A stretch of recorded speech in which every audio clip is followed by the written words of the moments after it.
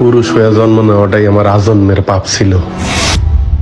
তবে এই দেশে আমার মতো পাপীর সংখ্যা হাজারে হাজারে, লাখে লাখে। এরা সবাই মানব সন্তান হয়ে জন্মাইছে ঠিকই, কেউ পুরুষ হয়ে উঠতে পারে নাই। আর পুরুষ হয়ে না ওঠার যন্ত্রণা যে কত কঠিন, কত ভয়াবহ, প্রতিনিয়ত হারে হারে টের পাই। কারণ পুরুষের সাফল্যের ভাগ সবাই নিল, ব্যর্থতার ভাগ তো কেউ নিতে চায় না। কারণ সবাই মনে করে পুরুষ জন্মগ্রহণ করছে পরিবারের অন্যান্য সদস্যদের চাহিদা মেটানোর জন্য। অনেকে ভুলেই যায় পুরুষ নামক মানুষটার মধ্যেও একটা মন আছে, একটা হৃদয় আছে, হৃৎপিণ্ড নামক একটা বস্তু আছে।